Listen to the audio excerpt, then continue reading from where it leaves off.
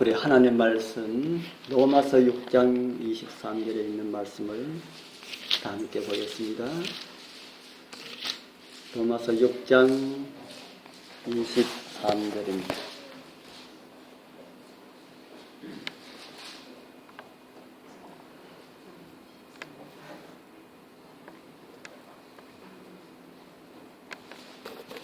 우리 찾으셨으면 같이 읽어보겠습니다. 죄의 삭은 시작. 죄의 삭은 사망이요 하나님의 은사는 그리스도 예수 우리 주 안에 있는 영생이니라. 아멘.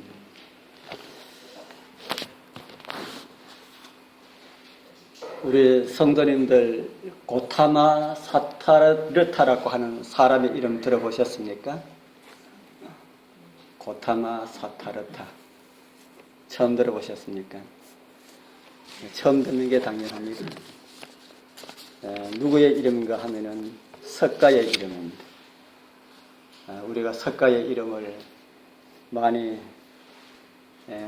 이야기하지 않기 때문에 그의 본명을 우리가 잘 알지 못하는 게 당연하지요. 이 석가가 고타마는 성이고 사타르타는 이름이라 합니다. 이 석가가 어떻게 하다가 부처가 되었습니까?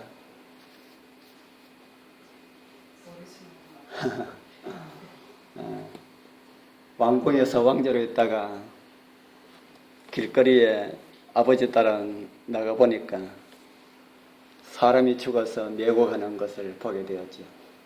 그래서 그의 머리 가운데 들어오는 생각이 왜 사람이 저렇게 죽을까? 왜 사람이 태어나면은 늙고 병들고 하는 일이 있을까? 이것을 알기 위하여서 궁에 있어서는 안 되겠다 해서 보따리를 사서 나가게 된 겁니다. 그래서 그는 평생 오늘날 많은 스님들이 하고 있는 그 참선과 같은 그런 모습으로 그게 도 닦는다 하지요. 그 참선하는 그런 모습으로 평생 있었는데 무엇 때문에 사람이 늙고 병드는지 그 이유를 알았습니까? 몰랐습니까? 알았을까요? 몰랐을까요? 몰랐습니다. 모르고 다른 것을 깨달았습니다.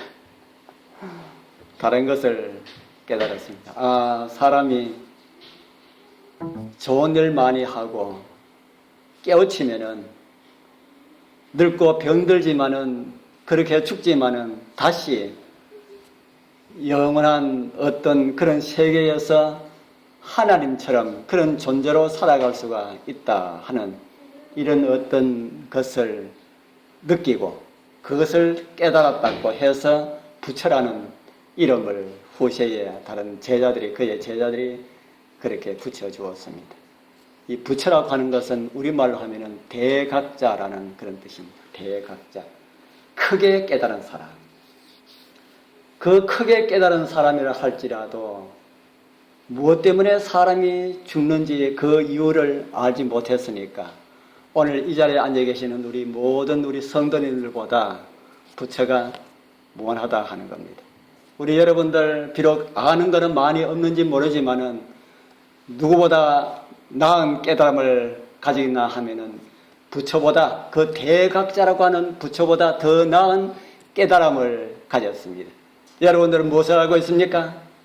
오늘 우리 성경 말씀을 읽으니까 사망은 무엇 때문에 들어왔다 그랬습니까? 죄의 삭이다.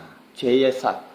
죄 때문에 사망이 들어왔다 하는 사실을 이 고타마 사타르타는 모르고 죽었습니다.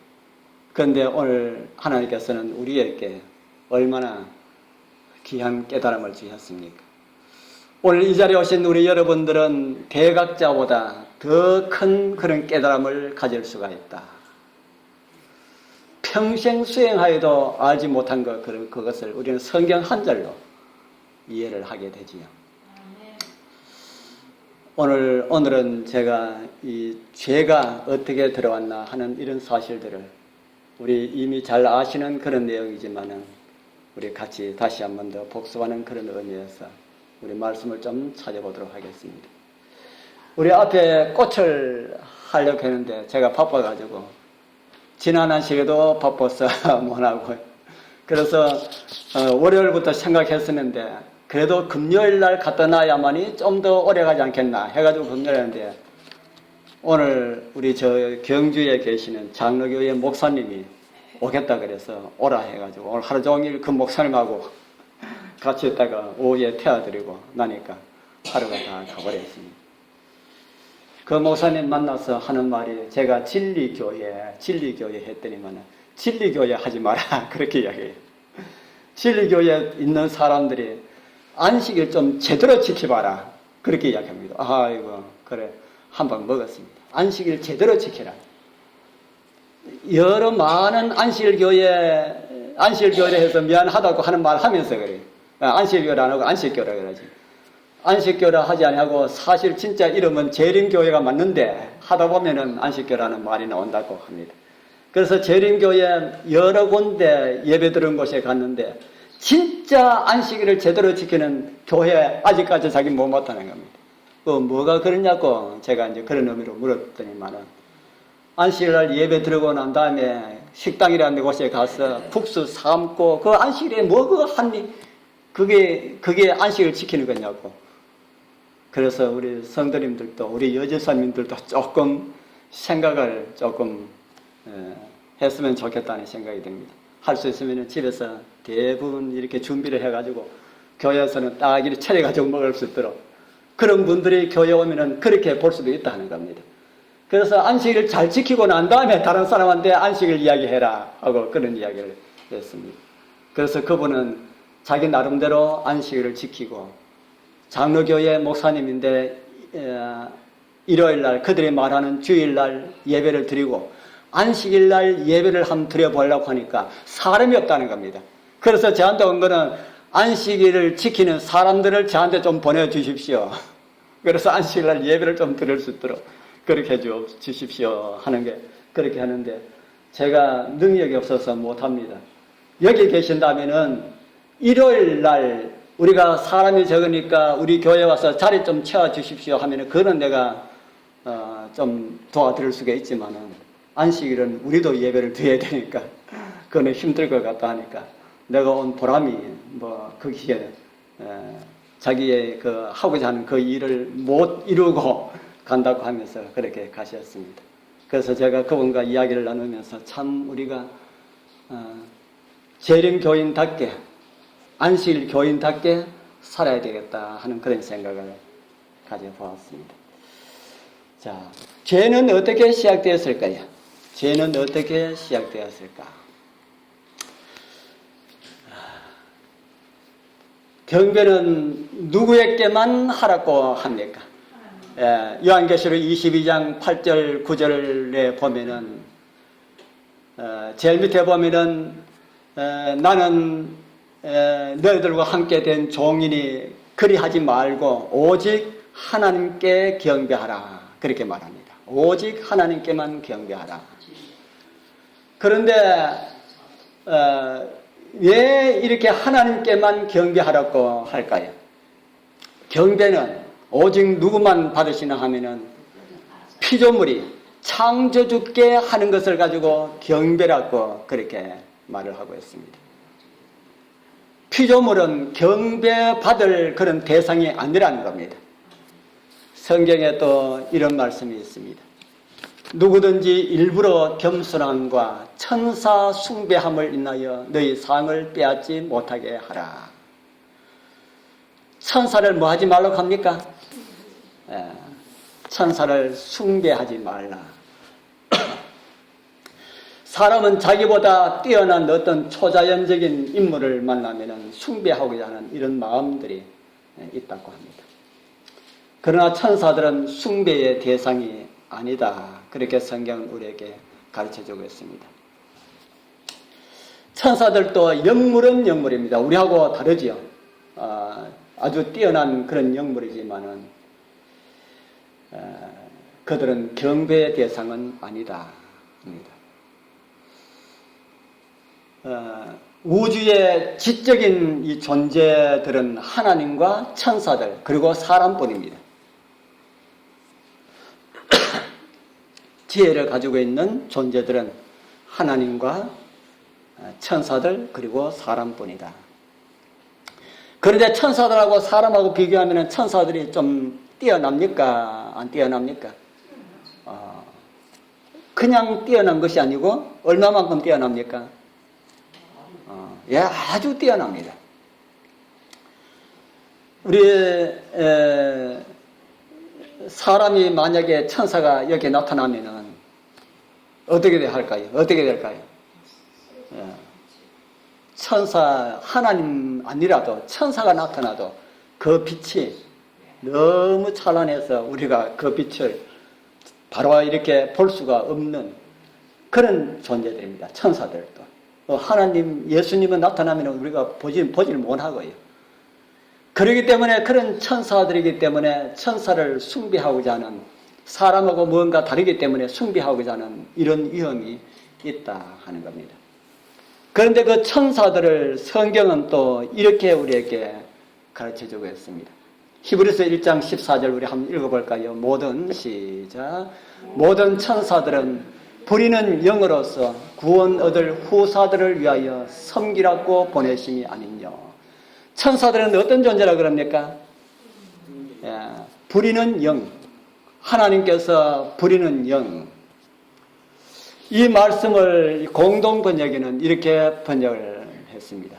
천사들은 모두 하나님을 섬기는 영적 존재들로서 결국은 구원의 유산을 받은 사람들을 뭐 할 거야?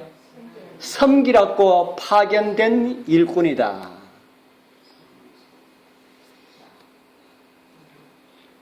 어떤 존재라 그럽니까? 누굴 섬기라고요? 예, 사람을 섬기라고 파견된 일꾼들이다. 사람보다 못한데, 사람보다 월등하게 뛰어난데, 사람이 못한데, 천사가 월등하게 뛰어난데, 천사가 누구를 섬기라고 하는 겁니까? 사람을 섬기라. 그래서 우리 성도님들 섬긴다는 그 의미를 제대로 우리가 이해를 해야 됩니다. 섬기는 것은 못한 사람이 뛰어난 사람을 섬기는 것이 아닙니다. 성경이 말하는 섬김은 뛰어난 존재가 못한 사람을 섬깁니다. 못한 사람은 뛰어난 존재를 섬길 수가 없어요. 경배는 하고 숭배는 할 수가 있다 할지라도 섬기는 것은 할 수가 없다 하는 겁니다. 그래서 사람의 힘으로써 구원 얻을 그 길에 여러 가지 많은 장애물들이 있고 어렵고 힘드는 일들이 있기 때문에 하나님께서 아주 탁월한 그런 능력을 가진 천사들을 파견해서 하나님 백성들을 도와주라고 그렇게 한 존재들이 천사다. 그렇게 말을 하고 있습니다. 그런데 이 최초의 죄의 시작이 그 천사로부터 시작되었다 합니다. 죄의 시작은 한 천사로 통해서 이루어졌다. 이사야 14장 13절은 우리에게 이런 정보를 우리에게 주고 있지요. 내가 내 마음에 이르기를 내가 하늘에 올라 하나님의 뭇별 위에 나의 보좌를 높이리라. 이렇게 하나님의 보좌에까지 자기를 높이라고 했는 이 천사가 어떤 천사라 그럽니까? 이 천사의 이름이 어떤 이름을 가진 천사랄까요? 예, 계명성. 너 아침의 아들 계명성이여. 이것에 나오는 이 계명성이라고 하는 이 원어가 히브리어로는 힐렐이라고 하는 단어입니다. 힐렐이라고 하는 용어를 쓰는데 이 언어를 우리말로 그대로 번역을 하면은 빛의 천사입니다. 빛의 천사. 그런데 이 힐렐을 헬라어로 번역을 하면서 어떤 말이 나왔나 하면은 거기서 루시퍼라고 하는 말이 나왔습니다. 그래서 여기서 루시퍼가 나오는 겁니다. 그러니까 루시퍼라는 이름이 성경에 있습니까? 없습니까? 성경에 루시퍼라는 말이 성경에 있는 겁니까? 없는 겁니까? 성경에 있는 거지요. 어디에 나옵니까? 이사야 14장 12절. 이사야 14장 12절에 너 아침의 아들 계명성이라고 하는 이 계명성이 히브리어로는 힐렐인데 이것을 헬라어로, 라틴어로 번역을 하면서 루시퍼라고 하는 말을 번역했는데, 이 루시퍼라는 말을 우리 교회에서는 루시퍼라 하지 않냐고 뭐라고 합니까? 루스벨이라고 합니다. 루스벨. 그래서 이 루스벨은 사단의 이름입니다. 그래서 사단이 나타나면은 너 이름이 뭐야 하면은 안 가르쳐 주겠지요. 예수 그리스도의 이름으로 말하노니 내 이름을 말하라 하면은 자기 이름을 밝히지 않을 수가 없어서 내 이름은 루스벨이다 이렇게 이야기한답니다. 사단의 이름이 루스벨. 그래서 이 사단은 하늘에서 쫓겨났지만은 빛의 천사라는 그 이름을 버릴 수가 없었지요. 그래서 이 빛의 천사라는 이름을 지금도 그 빛의 천사라는 이름을 가지고 있고, 지금도 사람들에게 나타날 때에 어떤 존재로 나타나기를 원할까요? 예, 빛의 천사로 나타나기를 원합니다. 그래서 우리 사도 바울의 서신 가운데 보면은 사단이 나타날 때에 광명한 천사로 나타난다. 그렇게 기록된 말씀을 가지고 보게 됩니다. 이 루시퍼는 하늘에 있을 때에 어떤 직분을 가지고 있었습니까? 어떤 직분을 가지고 있었지요? 이번에 보면은 뭐라는 이름이 있습니까? 그룹천사. 에스겔 28장 14절은 루시퍼가 하늘에 있었을 때에 그 신분을 우리에게 밝혀줍니다. 너 기름 부음을 받는, 그러고 뭐라 그럽니까? 덮는 그룹임이여. 이게 루시퍼의 신분을 말해줍니다. 물론 에스겔 28장에는 두로왕에 대해서 상징적으로 말을 하면서 그 두로왕이 하늘에서 타락된 루시퍼를 상징적인 인물로 그렇게 묘사하면서 그렇게 기록을 하고 있습니다. 루시퍼, 이 덮는 그룹, 루시퍼의 이 직분이, 루시퍼는 이름이고 그 직분이 덮는 그룹으로 있었다. 덮는 그룹이 무엇일까? 어떤 직분일까? 그래서 이 덮는 그룹을 우리가 알 수 있는 방법이 있을까요? 없을까요? 예, 덮는 그룹을 처음에는 알 수가 없었겠지요. 알 수가 없었지만 하나님께서 덮는 그룹이 어떤 존재라는 것을 우리에게 알 수 있는 이런 방법들을 우리에게 가르쳐 주셨습니다. 그것이 뭔가 하면 그것이 성소 제도입니다. 성소는 하늘의 것을, 땅의 것을 통해서 알 수 있는 하나님께서 제정하신 그런 방법입니다. 하늘의 것을 무엇을 통해서 알 수 있다고 그랬습니까? 하늘의 것을 땅에 뭘 통해서요? 성소를 통해서. 하늘의 것을 땅에 있는 성소를 통하여서 하늘에 있는 것을 알 수가 있는 하나님께서 제정하신 그런 방법입니다. 그래서 성소를 통해서 우리는 많은 것을 알 수가 있습니다. 그 가운데 오늘 우리 그룹만 한번 알아보도록 하겠습니다. 성수의 그룹이 어디에 나타났을까? 이게 옛날 이스라엘 민족들이 광야에서 이동할 때에 있었던 성소입니다. 이 가운데 이 불기둥이 있는 그곳이 성소고, 성소를 중심으로 해서 양사방으로 이제 이스라엘 민족들이 텐트를 치고 이렇게 살았습니다. 이 성소 동쪽, 이쪽에 앞에 있는 것이 동쪽이고 저쪽이 서쪽이지요. 그래서 이쪽 앞에 동쪽에 있는 이 문을 통하여서 들어가서 그 안에 있는, 가운데 있는 텐트 문을 열고 들어가면은 그 안이 두 칸으로 되어 있습니다. 이게 안에 있는 성소 두 칸입니다. 가운데 휘장이, 네 개의 금기둥에 이 휘장이 걸려 있는데 이 휘장을 이렇게 걷으면은 이렇게 안의 모습이 보입니다. 근데 그림으로 이렇게 걷은 것이지 이 휘장은 1년 12달, 이거는 거치지 않고 그대로 둡니다. 한번 휘장 열고 안에 들어가는 대제사장이 한번 안에 들어가서 봉사하는 그 속죄일 봉사가 있는데 그때 외에는 항상 휘장이 이렇게 쳐져 있었습니다. 그래서 안에 있는 이곳에 대제사장이 있는 이곳은 성소라 하고 그 안에 있는 무언가 번쩍번쩍하고 보이는 그곳을 가지고 지성소라 그렇게 합니다. 지성소에 보이는 그것이 법궤입니다. 안에 그 십계명이 있는 것처럼 그렇게 그렸지요. 그 법궤 있고 그 십계명이 들어있고 그 양가에 천사 모양으로 이렇게 서 있는 양가에 천사가 있지 않습니까? 그 천사를 가지고 모세는 기록하기를 그룹천사다 그렇게 말합니다. 그래서 이 그룹천사는 법궤 뚜껑하고 일체형으로 하나로 이렇게 만들었습니다.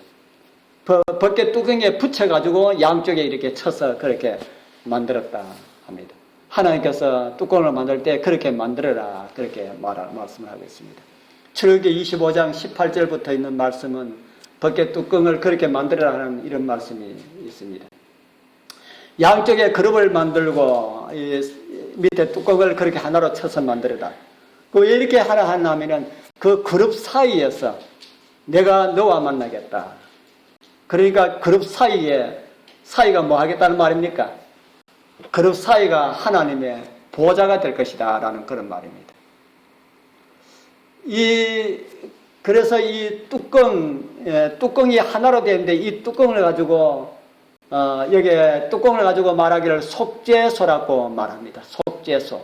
이 속죄소를 우리 보는 성경에도 그래인지 모르지만 거기에 난해 주석에 보면은 시언자라고 되어 있습니다. 시언자라 되어 있는데 이 시언자는 한문을 우리말로 풀면은 은혜를 베푸는 보좌라는 이런 의미가 가지고 있습니다. 그래서 시언자라고 하는 것이 아주 참 잘된 그런 번역입니다.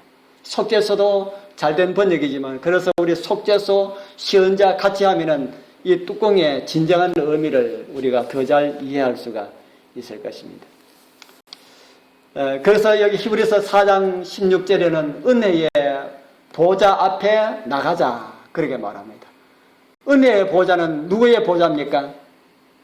은혜의 보좌는 누구의 보좌겠습니까? 하나님의 보좌인데 하나님 가운데 하나님이라기보다는 우리 예수님께서 은혜의 보좌에 앉아 계시는 은혜의 왕이시다 하고 성경은 우리에게 가르쳐주고 있습니다. 그러니까 이 그룹천사는 은혜의 보좌에 앉아 계시는 왕, 은혜의 왕 좌우에 이렇게 왕을 옹이하고 있는, 호위하고 있는 그런 천사들이다. 그래서 천사들 중에 가장 고귀한 그런 직분을 맡은 그런 천사다. 그렇게 성경은 우리에게 가르쳐주고 있습니다. 그래서 제가 이 그룹 천사를 설명을 드리기 위하여서 이 성서를 조금 찾아보았습니다. 그 다음에 이 그룹 천사는 가장 영광스럽게 창조함을 받았습니다. 일반 다른 천사들보다 좀 다르게 지음을 받았다 하는 겁니다. 에스겔 28장 12절 13절에 보면은 여호와의 말씀에 너는 뭐라 그럽니까? 완전한 인이었고 또 그 다음에 뭐가 충족하다 그랬습니까? 지혜가 충족하고 또 온전히 아름다웠다. 그리고 그 밑에 보면은 지음을 받을 때부터 뭐가 준비되어 있었다 그럽니까? 악기들이 준비되어 있었다. 그러니까 이 그룹은 지음을 받을 때부터 어떤 존재로 지음을 받았습니까? 외모도 아주 뛰어나게 아름다웠고 또요 지혜도 엄청나게 지혜가 있었고 재주도 악기도 아주 잘 타도록 이렇게 지음을 받았고 그러니까 남하고 다른 이런 존재로 지음을 받았다 하는 겁니다. 태어날 때부터 특별한 선물이 준비되어 있었다. 우리 중에도 태어날 때부터 남다른 이런 재능을 가지신 분들이 있습니까? 사람들 중에서도 태어날 때부터 다른 사람보다 좀 특별한 재능을 가지신 분들이 있습니까? 있습니다. 그런 분들 더 조심을 많이 해야 됩니다. 잘 사용하면은 복이 되고 잘못 사용하면은 뭐가 될 수가 있습니까? 저주가 될 수가 있다 하는 겁니다. 어떤 무엇을 가지면 안 된다는 말입니까? 완전한 지혜를 가지고 있고 완전한 인이고 지혜가 충족하고 모든 것을 잘하는 이런 재주가 있고 그럴지라도 뭘 가지면 안 된다는 겁니까? 예, 교만한 마음을 가지면 안 된다 하는 것이죠. 그런데 이 사단은, 루시퍼는 교만한 마음을 가졌다. 에스겔 28장 17절에 보면은 어떻게 하다가 교만했다 그랬습니까? 거기에 우리 앞절에 뭐라고 합니까? 내가 뭐 함으로요? 아름다움으로 마음이 교만하여졌다. 루시퍼이 교만한 마음을 가진 것이 아름답기 때문에, 하나님께서 아름답게 창조함을 했기 때문에 그렇게 교만해졌다 하는 겁니다. 다른 말로 하면은 다른 피조물보다 월등한 재주들을 많이 가졌기 때문에 그렇다 하는 겁니다. 제가 우리 장유교회 비록 사람 수는 적지만은 우리 교회 볼 때에 월등한 재주를 많이 가지신 분들이 참 많이 있는 것 같아요. 우리 교회 식구는 저게도 시인이 2분 계시고 참 교회 자랑입니다.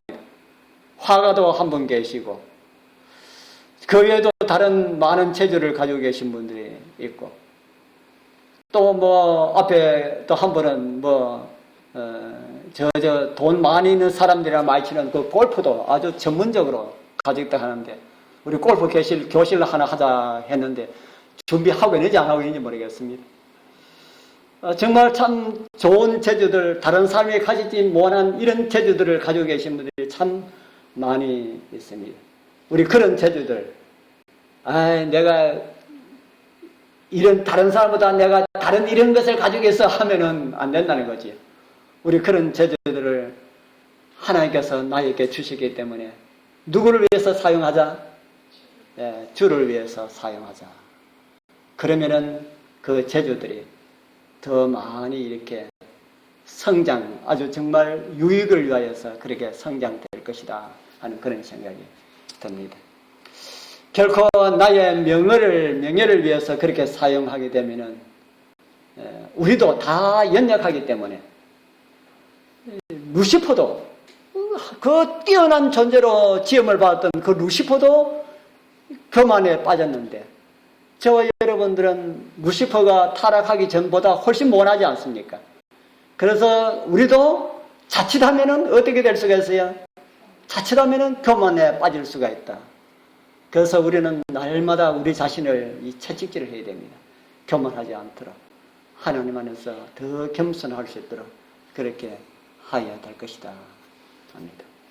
그런데 루시퍼는 그 마음을 버리지 못했기 때문에 이런 불행한 기록을 우리에게 보여주고 있습니다. 네가 지음을 받던 날로부터 내 모든 길에 완전하더니 그 다음에 무슨 말씀이 있습니까? 마침내 무엇이 드러났다고요? 불의가 드러났다. 네가 지음을 받던 날로부터 내 모든 길에 완전하더니 하나님께 영광을 돌리는 그런 존재가 되었다. 얼마나 좋습니까? 하나님의 영광을 위해서 그렇게 지음을 받았는데 마침내 불의가 드러났다. 어떤 불의가 드러났습니까? 어떤 불의가 드러났다고요? 의외가 큰 것이 마음에 뭘 탐하였다고요? 하나님의 보좌를 탐하는 그런 일을 하였습니다. 이사야 14장 13절에 그렇게 말씀이 기록되어 있지요. 하나님의 보좌를 탐하는 이런 교만한 마음이 들어갔습니다. 이 말이 되는 이야기입니까? 피조물이 창조주의 자리를 넘본다는 것, 이거 말이 되는 이야기입니까? 말 안 되는 이야기 같지 않습니까? 그런데 말 안 되는 이야기 같은 것을 사단은 그 일을 하였습니다.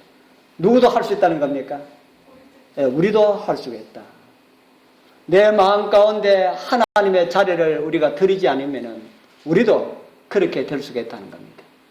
내 마음 가운데 날마다 하나님을 모시고 하나님을 주인으로 그렇게 모시고 살지 않으면 우리의 마음은 하나님께서 자정을 하든지 아니면은 사단이라 하면은 조금 심각하지만은 사단은 빼버리고 내 마음 가운데 하나님께서 자정하든지 아니면은 내가 자정하든지 둘 중에 날마다 우리는 그렇게 선택하면서 그렇게 살아가고 있습니다. 우리가 하나님의 말씀에 순종하면은 하나님을 나의 주인으로 모시고 살아가는 것이고, 하나님 말씀에 순종하지 않으면은 내가 주인으로 살아가는 그런 모습이다 하는 겁니다. 그래서 오늘 우리의 마음 정말 하나님께서 주관하시어서 하나님의 종들로 그렇게 하나님 앞에 더 겸손하게 주님을 섬기는 은혜가 있길 바랍니다. 그래서 이 루시퍼는 그 마음을 버리지 못해서 하나님의 보좌를 대항해서 전쟁을 일으킵니다. 그 내용이 요한계시록 12장 7절부터 9절에 기록되어 있습니다. 바로 이곳에 나오는 이 루시퍼가 죄와 죽음을 가지고 온 장본인이 되었다 하는 겁니다. 그러면은 하늘에서는 그렇게 되었는데 이 지구에는 죄가 어떻게 들어왔을까?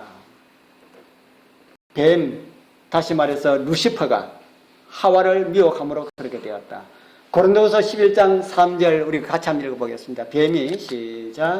뱀이 그 강기로 여호와를 미혹해 한 것 같이 너희 마음이 그리스도를 향하는 진실함과 깨끗하면서 떠나 부패할까 두려워하느라. 누가 누구를 미혹하였다 합니까? 뱀이 미혹하였다 그러죠. 사단이 뱀으로 위장을 했는지 아니면 사단이 뱀을 사용했는지 우리는 잘 모릅니다. 사단이 뱀을 사용하지 않았을까 그렇게 생각하지만 정확한 것은 우리가 모르지. 뱀이 하와를 미혹했다 하는 이 말은 다른 말로 하면 사단이 하와를 미혹했다는 말이 되겠지요. 사단이 뱀을 통해서 하와를 어떻게 미혹했습니까? 우리 미혹하는 그 장면들을 우리 한번 봅시다. 창세기 3장 1절에 보면은 여호와 하나님이 지으신 들 짐승 중에 뱀이 가장 간교하더라.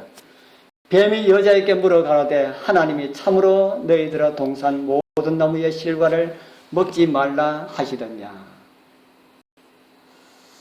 사단이 우리에게 올 때는 항상 이렇게 의문점을 우리에게 제시를 해주고 있습니다.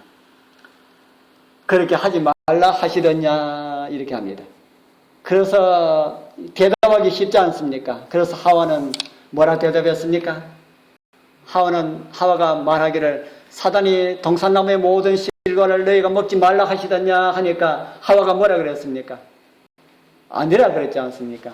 아니라 동산나무의 모든 실과는 다 우리가 다 먹을 수 있지만은 그 중앙에 있는 나무의 실과는 하나님의 말씀에 너희는 먹지도 말고 만지지도 말라 너희가 죽을까 하느라 하셨느니라. 어떤 분들은 이 말씀을 보고 하와가 거짓말을 했다 그럽니다.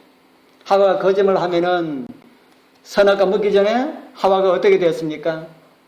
선악과 먹기 전에 하와가 죄를 지은 것이 되지요. 그래서 우리는 정확한 이 말씀의 의미는 하와가 자기가 이해하고 있는 바를 사단에게 뱀에게 이야기한 것이다. 그렇게 우리는 이해를 할 수가 있습니다. 선악을 먹지 말라 너희들이 정령 죽으리라 하는 말씀은 하나님께서 누구에게 말씀하셨습니까? 누구에게 하셨습니까? 아담에게 하셨죠. 하와 짓기 전에 하셨습니다. 그래서 아담은 그 이야기를 누구에게 했겠습니까? 자기 부인에게 했을 거 아닙니까? 그러니까 하와는 이거는 먹으면 되지 않기 때문에 아예 자기가 머리로 해석을 하기를 먹어서 되지 않는 것은 뭐 하지도 말아야 된다고 이해를 하고 있습니까? 만지지도 말아야 한다. 못 먹는 거 만지지도 말아야지. 이 바른 해석입니다. 못 먹는 거는 만지지도 말라. 만지면은 어떤 마음이 듭니까? 먹고 싶은 마음이 들지 않습니까? 그래서 하나님의 것을 우리가 손에 쥐고 어떻게 할까 생각하면은 하나님께 못 드립니다. 그래서 하나님께서 금지한 것은 아예 만지지도 말라. 그렇게 하와가 응수를 했지요. 그러니까 뱀은 다시 이런 말을 하지요. 뱀이 뭐라고 합니까? 너희가 이거 먹어도 뭐 하지 않는다 그럽니까? 결코 죽지 않는다. 그렇게 말했죠. 사단이 어디에 앉으려다가 쫓겨났습니까? 사단이 하나님 보좌에 앉으려다 쫓겨난 똑같은 말을 우리 하와에게 되풀이해주는 그런 것을 보게 되죠. 하나님처럼 되어라. 너희들도 하나님처럼 되어봐라. 그렇게 하는 겁니다. 그래서 이 말을 듣고 하와는 어떻게 했다 그럽니까? 이 말을 듣고 난 다음에 나무를 보니까 어떻게 생겼어요? 금지한 것은 보지도 말고 만지도 말아야 되는데 사단이 그렇게 꾀니까 그 나무를 보니까 어떻게 생겼어요? 먹음직도 하고 참 맛있겠다. 보암직도 하고 참 보기도 좋다. 지혜롭게 할 만큼 지금 보면 참 지혜가 있겠구나. 그렇게 생각이 든다 하는 겁니다. 그래서 하나님께서 금지한 것을 자꾸 눈으로 보고 자꾸 이렇게 지켜보고 있으면은 거기에 빠져들게 된다 하는 것을 보게 되죠. 그래서 이 하와는 선악을 알게는 실과를 따먹고 자기만 먹은 것으로 끝나지 아니하고 또 누구에게 갖다 주었습니까? 자기 남편에게도 갖다 줬지요. 어차피 죽을 거 같이 죽자. 우리 여러분들은 그러지 마십시오.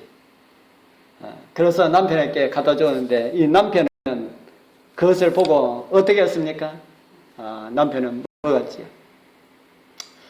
우리 이 대화의 내용을 분석을 해보면은 1단계 사단의 시도는 부정적인 것을 질문해서 의문을 유도를 합니다. 그 다음에 1단계 다 이 반응을 보면은 단호하게 대처를 해야 되는데 단호하게 대처하지 못하고 그것이 오히려 끌려가는 이런 모습을 보게 되죠. 그럴 때에 그런 모습을 딱 눈치를 챈 사단은 인간의 본능에 호소를 하게 되고 그렇게 하게 되죠. 그래서 이 아담과 하와는 느낌을 행동으로 불순종하게 되는 이런 모습을 우리에게 보여줍니다. 지상에서의 죄는 어디서 시작되었습니까? 지상에서의 죄는 어디서 시작되었습니까? 유혹자가 어떤 유혹을 가지고 와도 말씀에 바르게 서 있으면 결코 미혹을 당하지 않을 수가 있습니다. 사단은 사람을 넘어뜨리기 위하여서 의문을 일으키도록 그렇게 만들어 놓고 그 특기가 거짓말입니다. 사단이 어떤 거짓말을 하지요? 너희는 결코 뭐 하지 않는다 그럽니까? 하나님은 죽는다 하는데 너희는 결코 죽지 않는다 이렇게 말하지. 오늘날도 사단은 이런 거짓말을 가지고 옵니다. 죽지 않는다. 해도 괜찮다. 그렇게 해도 멸망되지 않는다. 적당하게 해라. 뭐 이런 것들로 우리에게 접근을 해서 우리를 미혹합니다. 우리가 그런 미혹을 받을 때에 우리 마음은 어떻습니까? 선악을 알게는 나무 앞에 서 있는 하와와 같은 그런 마음들이 될 것입니다. 말씀에 불순종해도 괜찮은 것처럼 그렇게 보인다는 겁니다. 그렇게 보일 때에 사단은 한술 떠서 이거 먹어라. 먹으면 하나님처럼 된다. 그렇게 말을 하지. 하나님처럼 된다. 그래서 인간의 범죄는 인간이 죄를 짓게 된 그 동기는 선악을 알게는 그 나무의 실과를 먹은 그 동기는 그 깊은 곳에 뭐가 있나 하면은 사단이 하늘에서 하나님 보좌를 탐낸 것처럼 인간이 하나님의 자리에 자기를 두렵고 한 것임을 우리 성도님들 잊어서는 안 됩니다. 우리가 하나님의 말씀을 우리가 무시해 버린다면은 우리도 더 큰 그런 미혹과 유혹 가운데 빠질 수가 있다 하는 겁니다. 그래서 사단은 하늘에서 내어 쫓긴 이런 것을 자기와 똑같은 그런 모습을 사람이 당하도록 그렇게 했습니다. 사단은 어떻게 하다가 하늘에서 내어 쫓겼다 했습니까? 마음에 하나님의 무엇을 탐했다 그랬습니까? 하나님의 보좌를 탐해서 하나님처럼 되고자 했다. 하와도 하나님처럼 되고 싶어서 선악과를 먹은 그런 결과가 되었다는 겁니다. 아니라 할지라도 그 결론이 그렇다는 겁니다. 하나님처럼 되고 싶어서 먹었다. 오늘 우리도 하나님을 무시하고 자신이 하나님의 되려고 하든지 아니면은 자신도 하나님처럼 되려고 할 때에 죄가 나의 마음 가운데서 시작된다는 사실을 잊지 말기를 바랍니다.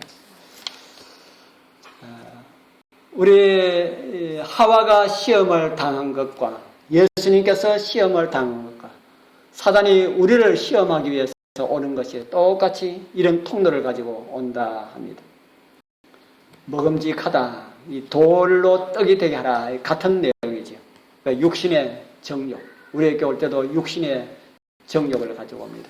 식욕과 정욕 등 이런 것을 가지고 오지. 그 다음에 보암직하다라는 말씀이 있지. 사단이 예수님께 와서 만국을 주겠다. 내한테 절만하면 만국을 주겠다 했죠. 눈에 보이는 이런 정욕들, 눈에 보이는 것들, 이런 것들을 다 피하라. 물욕과 탐심 이런 것들로 사단은 우리 앞에도 올무를 놓고 있습니다. 지혜롭게 할만하다. 뛰어내려라. 이생의 이 자랑들, 교만, 명예 이런 것들로 사단은 우리를 미혹하려고 합니다. 사단은 우리에게는 어떤 방법으로 오게 할까? 한 사람을 두고 사단과 선의 천사가 서로 우리의 마음을 점령하기 위해서 이렇게 우리를 이끌기 위해서 이렇게 노력하고 있습니다. 마태복음 24장 24절에는 지금 또 하나님 백성들을 미혹하는데 뭘 가지고 미혹하러 온다 그럽니까? 거짓 그리스도들과 거짓 선지자들이 일어나 큰 표적과 오늘 목사님이 오셔서 하는 말이 참 재림교회에는 참 큰 인물들을 많이 배출했다 하더라고요. 우리 교회에 참 큰 인물들 많이 배출했지. 안상홍도 배출했고 박명호도 배출했고 그래서 그 사람들 하나님을 잘 믿든지 못 믿든지 하나님을 안 믿었으면 어떻게 그렇게 출세하겠느냐 그래요. 안상홍 참 대단하게 큰 부자 되었습니다. 그래서 이 사이비, 이단 이런 존재들이 사단의 능력을 받아가지고 하면은 그 사람의 이름으로 기도를 해도 그 모른다는 겁니다. 그렇게 안상홍 이름으로 기도합니다. 그래도 모든 사람들이 아멘 아멘 하고 그래서 그분 하는 일이 사단한테 덮어 씌우면은 아무것도 모른대. 그분이 그런 이야기를 하더라고요. 사단한테 덮어 씌워버리면은 모른다는 겁니다. 그래서 하나님께서 이 마지막 시대에 오늘 저와 여러분들도 바르게 서 있지 못하면은 사단이 미혹하는 그 미혹에 넘어갈 수가 있는 이런 많은 것들을 우리에게 주고 있습니다. 거짓 그리스도들과 거짓 선지자들이 일어나서 뭐 한다 그럽니까? 큰 표적과 기사를 보여서 뭐 한다고요? 우리를 미혹해서 우리가 진리에서 떠나도록 하기 위하여서 그렇게 한다. 지금 또 이 사단은 우리 교회에 와서 쭉 흔들렸고 아주 여러 가지 많은 이제 그런 이설들을 주위에 깔고 있습니다. 그래서 그 목사님도 오면서 제가 오늘 사실 온 거는 장로님한테 이 문제를 이야기하기 위해서 오셨습니다 하고 무슨 이야기를 하면 폐업령 안식일을 이야기를 하더라고요. 그래서 내가 목사님 그 문제는 저하고 이야기할 게 없습니다.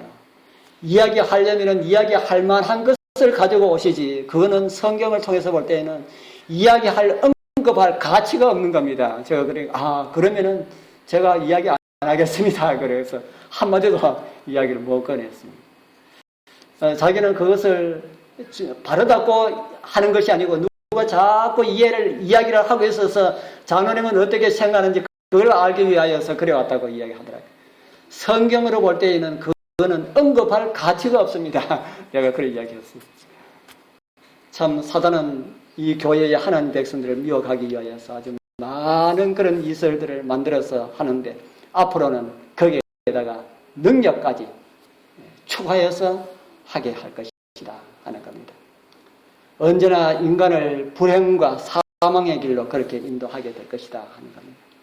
그 다음에는 의의 일꾼으로 가장해서 미혹한다. 우리 교회 안에 어떤 분이 와서 참 의인처럼 이렇게 행동하면서 그렇게 미혹해가는 이런 것도 있을 수 있다는 겁니다. 거짓 선자들이 무슨 옷을 입고 온다 그럽니까? 양의 옷을 입고 온다. 어떻게 그러면 알 수 있을까요? 어떻게 알 수 있을까요? 성경. 아무리 천사처럼 행동을 하여도 뭐가 성경하고 맞지 아니하면은요? 뭐가 성경하고 맞지 않으면은요? 그들의 말하는 것이 성경하고 맞지 아니하면은 그들은 아침 빛을 보지 못할 것이다 하고 성경은 우리에게 말씀을 하고 있죠. 사단은 사람에게 결코 마귀의 모습이나 그런 모습으로 우리에게 오지 않습니다. 하와에게 접근할 때에 무엇으로 접근했습니까? 우리가 알기로는 그냥 뱀이지. 에덴 동산의 뱀은 창조물들 가운데 가장 아름다운 짐승이었습니다. 가장 아름다운 짐승을 사용해서 하와를 접근했습니다. 오늘 우리에게 올 때도 사단은 징그러운 모습으로 오지 않냐고 이 세상에서 가장 아름답고 우리가 이렇게 찬탄할 어떤 그런 존재로 우리에게 다가오게 된다 하는 겁니다. 그럴 때 우리는 어떻게 이 사단의 강교를 알아낼 수가 있을까? 어떻게 하면 알 수가 있을까요? 그래서 그걸 알기 위해서 우리는 개인적으로 성경을 부지런히 봐야 됩니다. 제가 계속해서 제 말만 들으신다면 제가 잘못 가르치면 어떻게 할 겁니까? 그렇기 때문에 집에서 개인적으로 성경을 꼭 봐야 됩니다. 사단의 이 관계를 알아내기 위해서 개인적으로 성경을 계속해서 읽고 말씀 듣지 못한다면 우리가 그런 실수를 할 수가 있다는 겁니다. 그래서 우리 말씀을 읽기가 우리 힘드신 분들은 우리 세탁하시는 우리 김철웅 집사님 가르치신 분은 성경 우리 듣는 성경 있지 않습니까? 그거 틀어놓고 하루 종일 제가 오늘 하루 종일 일하시면서 하루 종일 들으면은 한 번 듣고 또 새로 듣고 또 새로 듣고 그거 들으니까 어떤 분이 우리 제가 옛날에 우리 외관에 있을 때 시계 하면서 시계방 주인이 장로 교인인데 자기 동생이 안실교 다녀가지고 테이프를 주는데 테이프를 계속해서 듣고 했더니만은 그 목사님 설교를 자기도 할 수가 있겠다 그래. 그러면서도 뭐 진리는 안 받아들고 그랬지만은 그만큼 계속해서 들으면은 자기 것이 될 수가 있다 하는 그런 생각을 제가 그곳에서 했습니다. 인간이 범죄한 결과는 무엇입니까? 사람이 범죄한 결과, 죄를 짓고 난 다음에 어떻게 되었습니까? 위에 빨간 글씨는 뭡니까? 뭐 한 줄 알았다 그럽니까? 벗은 줄 알았다. 사람이 범죄하자마자 제일 먼저 느낀 것은 수치감. 그래서 하나님의 낯을 피하였죠. 그 다음에 또 무엇을 주었다 그럽니까? 잉태하는 고통을 주었다. 그 다음에 남자들에게는요, 노동의 수고를 더하여 주셨다. 그렇게. 그리고 땅이 뭘 받았습니까? 땅이 저주를 받았습니다. 사람 때문에 땅이 저주를 받았습니다. 그렇게 살다가 결국은 어디로 돌아갑니까? 흙으로 돌아갑니다. 왜 흙으로 돌아갑니까? 처음에 우리 시작할 때 이거는 뭐이기 때문에요? 죄의 삭은 사망이기 때문에 흙으로 돌아간다 하는 겁니다. 그럼 구원하기 위한 하나님의 계획은 무엇일까? 창세기 3장 15절이 하나님의 계획입니다. 우리 같이 한번 읽어보겠습니다. 시작. 내가 너로 여자와 원수가 되게 하고 너의 후손도 여자의 후손과 원수가 되게 하리니 후손은 머리를 상하게 할 것이요 너는 그의 발꿈치를 상하게 할 것이니라. 선과 악의 전쟁을 하나님께서 선포하셨죠. 너 뱀 마귀 너의 후손은 마귀를 따르는 모든 존재들, 여자는 하나님의 교회, 여자의 후손은 예수 그리스도, 그렇게 전쟁이 일어나게 될 것임을 우리에게 선언하고 있습니다. 발꿈치를 사는 것은 예수님께서 십자가를 통하여서 고난을 당하신 것이고 뱀은 머리를 상하게 될 것이다. 그렇게 우리에게 말씀을 하고 있습니다. 이 선언은 사단에게는 영원한 패배이고 사람에게는 영원한 승리를 보장하는 그런 것이다. 그 약속에 따라서 주님께서 오셨습니다. 그래서 사단과 여자는 이 세상 끝날까지 계속해서 원수가 될 것이다 하는 겁니다.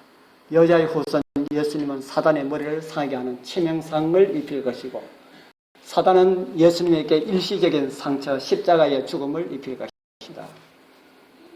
결국 예수님께서는 사단이 거짓말을 하여 빼앗아간 인류를 구원하기 위하여서 죄의 값, 죽음을 치르시고 다시 인간을 구원하실 것이다 하는 사실을 창세기 3장 15절에 우리에게 약속을 해주셨습니다. 그래서 이 창세기 3장 15절의 말씀은 사람에게는 구원의 약속이고 사단에게는 선악간의 전쟁을 선포하는 선전포고와 같은 것이다 하는 겁니다. 우리는 하나님께서 주신 그 약속 때문에 오늘 이 자리에 있게 되는 것입니다. 우리에게 구원을 허락하신 우리 주님의 은혜를 감사하면서 정말 주님께서 베풀어 주신 그 구원 안에 살아가시는 우리 모든 성도님들 다 되기를 축복합니다. 우리 찬미 345장